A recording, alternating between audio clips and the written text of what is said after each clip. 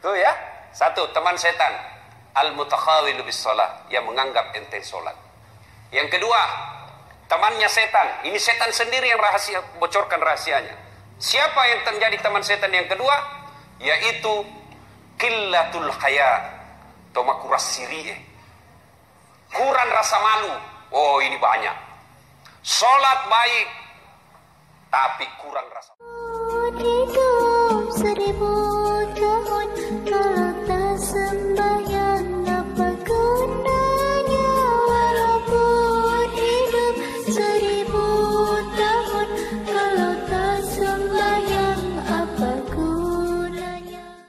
Bereskan sholatmu. Kecil itu jadi doktor, kecil itu jadi pegawai negeri.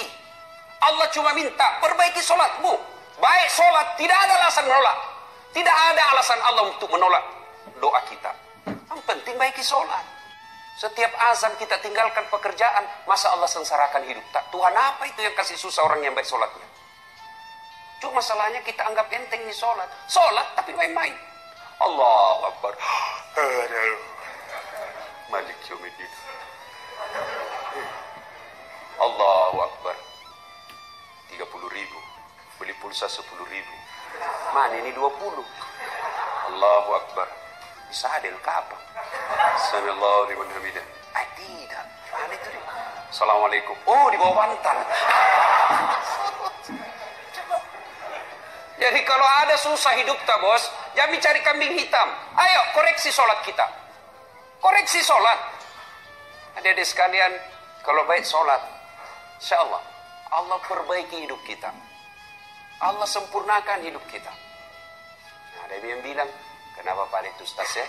Rajin namamu sembahyang, tidak banyak masalahnya. Pasti seandainya tidak sholat, lebih banyak lagi masalahnya. Kenapa Pak sholat itu Ustaz? Banyaknya masalahnya. Yang kedua, dia tidak ikhlas. Hayya 'alas shalah. Asar misalnya. Barusan duhur. Tidak ikhlas kok bos.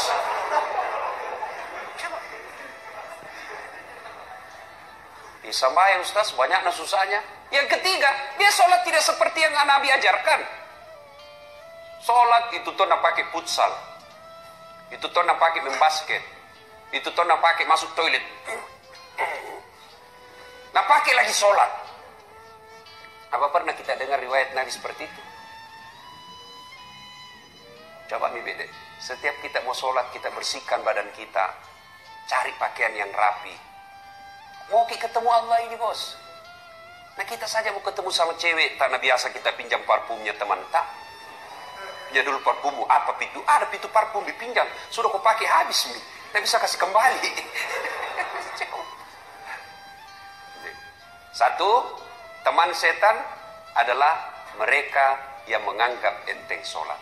Kalau baik sholat tadi, tidak ada susahnya buat Allah. Coba saya kasih contoh. Bisa enggak orang hidup kalau dibakar api yang sangat besar, bisa hidup? Bisa. Hukum biologi mengatakan tidak mungkin manusia hidup kalau dibakar. Tapi kalau Allah yang mau, Ibrahim alaihissalam dibakar dalam api yang sangat besar, menyala-nyala. Ibrahim keluar kedinginan.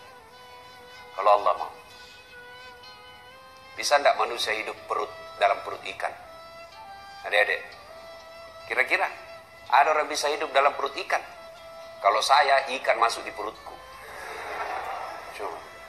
Tapi kalau Allah mau, Yunus alaihissalam, ada ulama mengatakan 30 hari, ada ulama mengatakan 40 hari, tapi tidak jadi masalah berapa harinya. Yang penting dalam perut ikan beberapa hari, keluar hidup kalau Allah mau. Pernah lihat got musim hujan sekarang? Lihat itu got-got kita, kalau airnya mengalir ke kanan, kemana benda yang ada di atasnya? Hah? Ke kanan. Kalau air yang ada di atas situ mengalir ke kanan, maka benda yang ada di atas air tersebut mengalirnya ke kanan. Tapi kalau Allah yang berkehendak, sungainya Nil, air sungai Nil mengalir ke kanan, petinya Nabi Musa mengalir ke kiri. Hebatnya lagi, waktu itu Fir'aun bikin perda. Anak laki-laki, bayi laki-laki yang kau dapat, bunuh hidup-hidup. Apa yang terjadi? Justru bayi Musa alaihissalam, bayi Musa masuk ke pekarangan istananya Fir'aun. Siapa yang dapat? Istrinya Fir'aun. Masya Allah. Kalau Allah yang mau. Bisa enggak perempuan hamil tidak pernah disentuh laki-laki?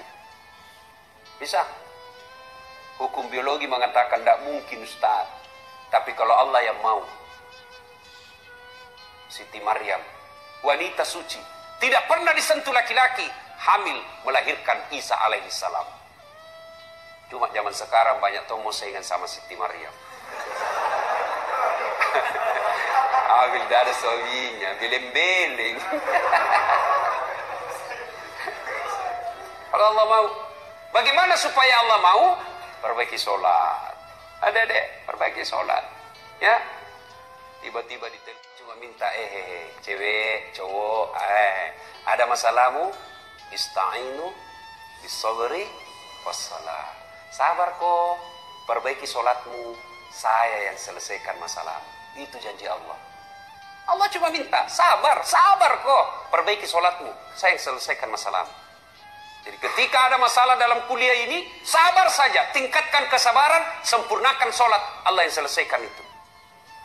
Apa itu sabar, Ustaz? Apakah duduk-duduk di kandat atau keparcak? Sabar, Kak Bos. Oh, bukan sabar itu, belen-belen. Tuh ya, satu, teman setan. Al-mutakhawilu bis sholat, yang menganggap enteng sholat. Yang kedua, temannya setan. Ini setan sendiri yang rahasia, bocorkan rahasianya. Siapa yang menjadi teman setan yang kedua? Yaitu qillatul haya, tomakuras siriye. Kurang rasa malu. Oh, ini banyak. Sholat baik, tapi kurang rasa malu. Mana kurang rasa malu? Prakteknya kalau perempuan, mulai dari cara pakaiannya. Sekarang banyak perempuan pakai jilbab tapi tidak memenuhi syariat.